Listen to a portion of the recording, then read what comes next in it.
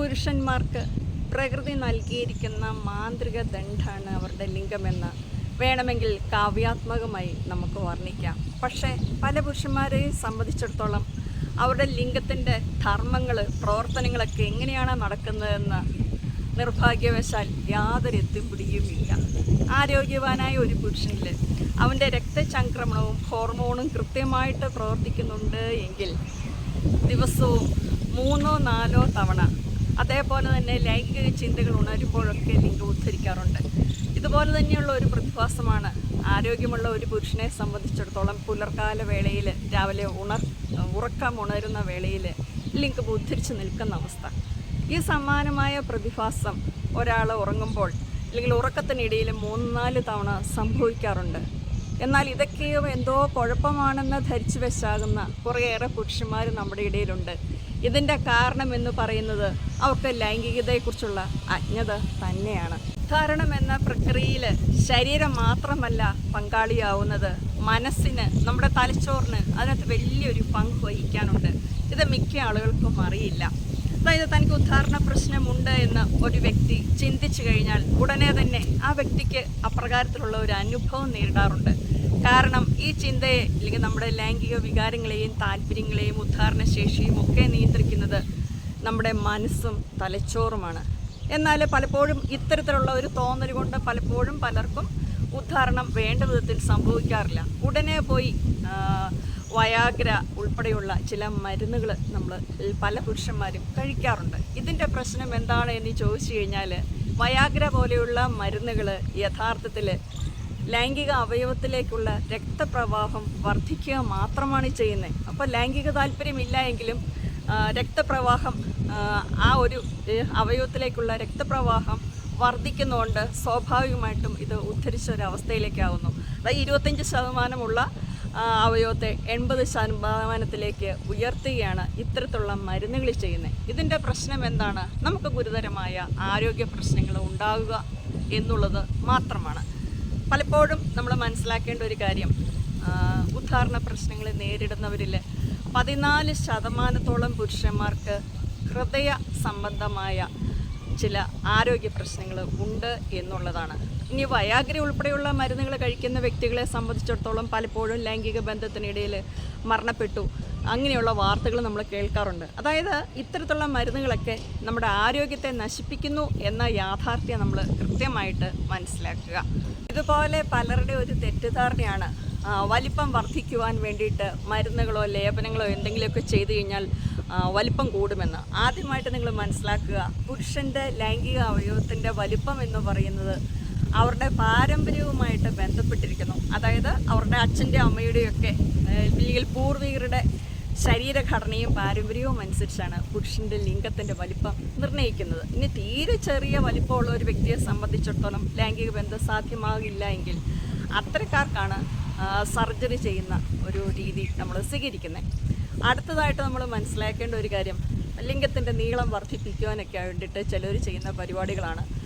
പണ്ടത്തെ ആൾക്കാരൊക്കെ പറഞ്ഞു കേട്ടിട്ടുള്ളതാണ്. ചെറുപ്പക്കാർ പിള്ളേരോടൊക്കെ പറഞ്ഞു കൊടുക്കുക, കൗമാര കാലഘട്ടത്തിലാവുമ്പോൾ ഉടനെ റബ്ബർ ബാൻഡ് ഇട്ട് വലിക്കുക, ദിവസം ഇടയ്ക്കിടയ്ക്ക് ഒരു 3-4 തവണ ചുമ്മാ വലിച്ചു നോക്കുക. ഇങ്ങനെയൊന്നും ഒരിക്കലും ഈ ഒരു കാര്യത്തിന് വണ്ണം വെക്കത്തില്ല. അതുപോലെ പലപ്പോഴും നമ്മൾ പത്രത്തിൽ കാണുന്ന കാര്യമാണ്, ആ ഒരു ഭാഗത്ത് റിങ് കുടുങ്ങിപ്പോയി, അതുമായിട്ട് ബന്ധപ്പെട്ട ചില പ്രശ്നങ്ങൾ, വലിയ ഫയർഫോഴ്സിനെ വിളിക്കേണ്ടി വന്നു, ആശുപത്രി എത്തി സർജറി ചെയ്ത് മാറ്റേണ്ടി വന്നു എന്നൊക്കെ. അതിൻ്റെ കാരണം എന്താണ് എന്ന് ചോദിച്ചു കഴിഞ്ഞാൽ, ഉദ്ധരിച്ച ലിംഗത്തിൻ്റെ ഉള്ളിൽ ഇങ്ങനെ റിങ്ങുകളൊക്കെ ഇട്ട് കഴിഞ്ഞാൽ ലൈംഗിക സുഖം വർദ്ധിപ്പിക്കുമെന്നും അവിടെ വണ്ണം വെക്കുമെന്നൊക്കെ വിചാരിച്ചിട്ടാണ് പലരും ഈ ഒരു മണ്ടത്തരം കാണിക്കുന്നത്. അതിലും യാതൊരു കാര്യവുമില്ല എന്ന് കൃത്യമായിട്ട് മനസ്സിലാക്കുക. അടുത്ത കാര്യമെന്ന് പറയുന്നത് വൃത്തിയെ സംബന്ധിച്ചിടത്തോളം, ചില ആളുകളൊക്കെ സംബന്ധിച്ചിടത്തോളം അവർ പുറമേ കഴുകാറുണ്ട്, പക്ഷേ അഗ്രചർമ്മം പുറകോട്ട് മാറ്റിയതിന് ശേഷം സോപ്പോ ഒന്നും ഉപയോഗിച്ച് അല്ലെങ്കിൽ വെള്ളമൊന്നും ഉപയോഗിച്ച് നല്ല രീതിയിൽ ക്ലീൻ ആക്കാറില്ല. യഥാർത്ഥത്തിൽ പുരുഷന്മാർ അവരുടെ അവയവം മൂത്രമൊഴിച്ച ശേഷമോ അല്ലാതെയൊക്കെ ആയിട്ട് ഒരു ദിവസത്തിൽ മിനിമം 2 തവണയെങ്കിലും ശുദ്ധജലമെങ്കിലും ഉപയോഗിച്ച് കഴുകി വൃത്തിയാക്കണം. എന്നാൽ ചില ആളുകളുടെ പ്രശ്നം എന്താണ് എന്ന് ചോദിച്ചു കഴിഞ്ഞാൽ അമിതമായ വൃത്തിയാണ്. അതായത് വളരെ സെൻസിറ്റീവായിട്ടുള്ള ഒരു അവയവത്തെ തേച്ചൊരച്ച് വളരെ കഷ്ടപ്പെട്ടങ്ങ് കഴുകി വെക്കും. ഇതും വലിയൊരു തരത്തിൽ പ്രശ്നമുണ്ടാക്കുന്നതാണ്. അവിടുത്തെ സെൻസിറ്റീവായിട്ടുള്ള ഭാഗത്തിനൊക്കെ വലിയ പ്രശ്നങ്ങൾ വരും. അവിടുത്തെ സ്കിന്നിന് പൊട്ടലുകൾ ഉണ്ടാകുക, ചെറിയ ഇൻഫെക്ഷൻ ഉണ്ടാകുക, ഇങ്ങനെയുള്ള പ്രശ്നങ്ങൾ. മറ്റ് ചിലരെ സംബന്ധിച്ചിടത്തോളം ഉള്ള പ്രശ്നം എന്താണെന്ന് ചോദിച്ചാൽ ഇതൊന്നുമല്ല, വൈൽഡ് രീതിയിൽ ഏർപ്പെടുക, അല്ലെങ്കിൽ പാടില്ലാത്ത സെക്സ് പൊസിഷനുകൾ പരീക്ഷിക്കുക എന്നുള്ളതാണ്. ചില ആളുകളുടെയൊക്കെ ഒരു രീതി എന്ന് പറഞ്ഞാൽ ഏതെങ്കിലുമൊക്കെ വീഡിയോകൾ കണ്ട് അവർ തേൻ പുരട്ടുക, അല്ലെങ്കിൽ അഗ്രഭാഗത്ത് ഐസ്ക്രീം ഒക്കെ ഇട്ടിട്ട് ബന്ധത്തിൽ ഏർപ്പെടുക, ഇങ്ങനെയുള്ള ചില പുതുമകൾ പരീക്ഷിക്കാറുണ്ട്. ഇതൊക്കെ പല ആളുകളിലും ഇൻഫെക്ഷൻ ഉണ്ടാക്കാറുണ്ട്. അഥവാ ഇൻഫെക്ഷൻ ഉണ്ടായാൽ തന്നെ അവർക്ക് ഹോസ്പിറ്റലിൽ പോയി ഒരു ഡോക്ടറോട് ഇങ്ങനെ ഒരു പ്രശ്നം സംഭവിച്ചു എന്ന് പറയാൻ ഭയങ്കര നാണക്കേടാണ്. കാരണം ഇതെങ്ങനെ ഞാൻ ഷെയർ ചെയ്യും എന്നൊരു തോന്നൽ കൊണ്ട്. യഥാർത്ഥത്തിൽ ഇങ്ങനെ പ്രശ്നങ്ങളുണ്ടെങ്കിൽ നിങ്ങൾ പെട്ടെന്ന് തന്നെ വൈദ്യസഹായം സ്വീകരിക്കുകയാണ് ചെയ്യേണ്ടത്. അതുപോലെ തന്നെ പലപ്പോഴും നമുക്കറിയാം, ലിംഗത്തിനേൽക്കുന്ന ചില ക്ഷതങ്ങളാണ് ഉദ്ധാരണ പ്രശ്നങ്ങൾ കൂടുതലായിട്ടുണ്ടാക്കുന്നത്. അങ്ങനെയൊക്കെ സംഭവിച്ചു കഴിഞ്ഞാൽ അത് പ്രത്യേക പൈറോണിസ് ഡിസീസ് എന്നൊക്കെ നിങ്ങൾ കേട്ടിട്ടുണ്ടാവും.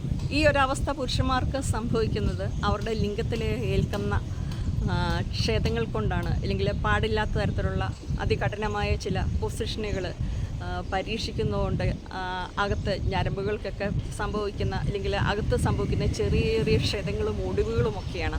അപ്പോൾ ഇത്തരത്തിലുള്ള പരീക്ഷണങ്ങൾ നിങ്ങൾ ദയവായിട്ട് ഒഴിവാക്കുക. പ്രമേഹ രോഗബാധിതരെ സംബന്ധിച്ചിടത്തോളം ഉള്ള ഒരു പ്രശ്നമാണ് അവിടെ ഉണ്ടാകുന്ന പൊട്ടൽ, കുരുക്കൾ, ചെറിയ ചെറിയ തടുപ്പുകൾ, ഇങ്ങനെയുള്ള അസ്വസ്ഥതകൾ. അങ്ങനെ എന്തെങ്കിലുമൊക്കെ ഉണ്ടായാൽ നിങ്ങൾ ഉടനടി വൈദ്യസഹായം സ്വീകരിക്കുവാനായിട്ട് മടിക്കരുത്. വൃഷ്ണം തൂങ്ങിപ്പോകുമെന്ന ഭയത്താൽ ചില പുരുഷന്മാരൊക്കെ വളരെ ഇറുകിയ അടിവസ്ത്രങ്ങൾ ധരിക്കാറുണ്ട്. ഒരിക്കലും നിങ്ങൾ ചെയ്യുവാൻ പാടുള്ള ഒരു കാര്യമല്ല. അതുപോലെ തന്നെ ചില വ്യക്തികളൊക്കെ ചൂട് കൂടിയ സ്ഥലങ്ങളിൽ സ്ഥിരമായിട്ട് ജോലി ചെയ്യേണ്ട അവസ്ഥ വരാറുണ്ട്. സ്വാഭാവികമായിട്ട് ഇത്തരത്തിലുള്ള ഒരു പ്രശ്നം നിങ്ങളുടെ ബീജത്തിൻ്റെ ആരോഗ്യത്തെ കാര്യമായിട്ട് ബാധിക്കാറുണ്ട്. ബീജങ്ങളുടെ അതായത് ബീജത്തിൻ്റെ ചലനശേഷിയെ ബാധിക്കാറുണ്ട്. ബീജങ്ങൾ നശിച്ചു പോകാറുണ്ട്. അപ്പോൾ ഇങ്ങനെയുള്ള ആളുകളൊക്കെ കഴിവതും ഇത്തരം സാഹചര്യങ്ങൾ ഒഴിവാക്കുക. ഇങ്ങനെയുള്ള വ്യക്തികൾ ചെയ്യേണ്ട ഒരു കാര്യമാണ്, നിങ്ങൾ ജോലിയൊക്കെ കഴിഞ്ഞിട്ട് വീട്ടിൽ വന്നു കഴിഞ്ഞാൽ കുറച്ച് സമയമെങ്കിലും സാധാരണ, അല്ലെങ്കിൽ അധികം തണുപ്പുള്ള വെള്ളത്തിലല്ല, സാധാരണ ഉള്ള ശുദ്ധജലത്തിൽ ഒരു ബക്കറ്റിൽ കുറച്ച് വെള്ളമൊക്കെ പിടിച്ചിട്ട് കുറേ നേരം അതിലേക്ക് ഇറങ്ങിയിരിക്കുക. ഇങ്ങനെ ബീജത്തിൻ്റെ ആരോഗ്യത്തെയും നിങ്ങളുടെ വൃഷ്ണത്തിന് ബാധിക്കുന്ന അമിതമായി ചൂട് ഏൽക്കുന്നത് മൂലമുള്ള പ്രശ്നങ്ങളൊക്കെ ഒരു പരിധി വരെ കുറയ്ക്കുവാനായിട്ട് കഴിയും. അതുപോലെ നിങ്ങൾ വളരെ ചെറുപ്പത്തിൽ ഇപ്പോഴത്തെ യുവാക്കളൊക്കെ ശ്രദ്ധിക്കേണ്ട കാര്യമാണ്, പലരും ലാപ്ടോപ്പൊക്കെ മടിയിൽ വെച്ചിട്ടാണ് ജോലി ചെയ്യുന്നത്. ഈ ഒരു ശീലവും നിങ്ങളുടെ വൃഷ്ണത്തിൻ്റെയും ബീജത്തിൻ്റെയൊക്കെ ആരോഗ്യത്തെ പ്രതികൂലമായിട്ട് ബാധിക്കുന്ന കാര്യമാണ്. സ്വയംഭോഗം ചെയ്യുന്ന പുരുഷന്മാരെ സംബന്ധിച്ചിടത്തോളം വളരെ ടൈറ്റായിട്ട് കൈകളൊക്കെ പിടിച്ചുകൊണ്ട് ചെയ്യുന്ന ആ ഒരു രീതി ഭാവിയിൽ നിങ്ങൾക്ക് വലിയ പ്രശ്നം ഉണ്ടാക്കും. അതിൻ്റെ ഒരു കാര്യമെന്ന് പറയുന്നത്, സ്വയംഭോഗം ഒരു തവണയോ 2 തവണയോ ചെയ്യുക എന്നുള്ളതല്ല, ഒരു ദിവസം തന്നെ 3-4 തവണ ചെയ്യുന്നത് ഈ ഒരു കാര്യത്തിൽ മാത്രമായിട്ട് നിങ്ങളുടെ ചിന്തകളെ കേന്ദ്രീകരിക്കും. നിങ്ങൾക്കിതിന് മാത്രമായിരിക്കും താല്പര്യം. അതിലുപരി ഭാവിയിൽ വിവാഹമൊക്കെ കഴിച്ചു കഴിയുമ്പോൾ നിങ്ങൾക്ക് പങ്കാളിയിൽ നിന്ന് ഒരു തൃപ്തി ലഭിക്കാതെ വരും. കാരണം നിങ്ങൾ വളരെ ടൈറ്റായിട്ട്, വളരെ വളരെ ഹാർഡായിട്ടൊക്കെയാണ് ചെയ്യുന്നതെങ്കിൽ ഭാവിയിൽ നിങ്ങളുടെ പങ്കാളിയുടെ അവയവവും അതുപോലെ ടൈറ്റായിട്ടിരിക്കണം. ഇല്ലെങ്കിൽ നിങ്ങൾക്ക് ഈ ഒരു കാര്യത്തിൽ ഒരു സുഖം ഒരിക്കലും ലഭിക്കുവാനായിട്ട് പോവുകയില്ല. അതുകൊണ്ട് ചെയ്യുന്ന ആളുകൾ ചില പ്രത്യേക സ്വയംഭോഗ ശൈലികൾ, കമഴ്ന്ന് കിടന്നുകൊണ്ടുള്ള ശൈലി, ഇങ്ങനെ ചില പ്രത്യേക രീതികൾ ശീലിക്കാതിരിക്കുക. ഒരുപാട് ആ അവയവത്തെ കയ്യിൽ എടുത്തിട്ട് ഒരുപാട് മുറുക്കി പിടിച്ചുകൊണ്ട് ചില കാര്യങ്ങൾ ചെയ്യുക, ഇങ്ങനെയുള്ള കാര്യങ്ങളൊന്നും ചെയ്യാതിരിക്കുവാനായിട്ടും പുരുഷന്മാർ ശ്രമിക്കണം. ഇതുപോലെ ഏറ്റവും പ്രധാനപ്പെട്ട ഒരു കാര്യമാണ് പുകവലി. ഞാൻ പറഞ്ഞു കഴിഞ്ഞു, പുകവലിക്കുന്ന ആളുകളെയൊക്കെ സംബന്ധിച്ചിടത്തോളം ഹാർട്ട് അറ്റാക്കുള്ള സാധ്യത കൂടുതലാണ്. ഇത്തരക്കാരെല്ലായിട്ടുള്ള ആളുകളിലെല്ലാം ഉദാഹരണ പ്രശ്നങ്ങൾ തീർച്ചയായിട്ടും സംഭവിക്കും. അതുപോലെയുള്ള ഒരു പ്രശ്നമാണ് അനാവശ്യമായ സ്ട്രെസ്സ്. ഈ അനാവശ്യമായ ടെൻഷന് പലപ്പോഴും നിങ്ങളുടെ ലൈംഗിക ജീവിതത്തെ, ഉദാഹരണശേഷിയൊക്കെ പ്രതികൂലമായിട്ട് ബാധിക്കുന്ന ഒന്നാണെന്ന് കൃത്യമായിട്ട് മനസ്സിലാക്കുക. പുകവലി, ഡ്രഗ്സിൻ്റെ ഉപയോഗമൊക്കെ നിങ്ങളുടെയൊക്കെ ഉദാഹരണ പ്രശ്നങ്ങൾ മാത്രമല്ല, ക്യാൻസർ ഉൾപ്പെടെയുള്ള മാരകമായ അസുഖങ്ങളും ഉണ്ടാക്കും. അപ്പോൾ എന്തായാലും ഇത്തരം കാര്യങ്ങളൊക്കെയാണ് പുരുഷൻ്റെ അവയവത്തെക്കുറിച്ച് കൃത്യമായിട്ട് നിങ്ങൾ മനസ്സിലാക്കിയിരിക്കേണ്ടത്. അപ്പോൾ പുതിയൊരു വിഷയവുമായിട്ട് നമുക്ക് വീണ്ടും കാണാം. വീഡിയോ എല്ലാവരും ഒന്ന് ലൈക്ക് ചെയ്യാനും ചാനൽ സബ്സ്ക്രൈബ് ചെയ്യാനും മറക്കരുത്.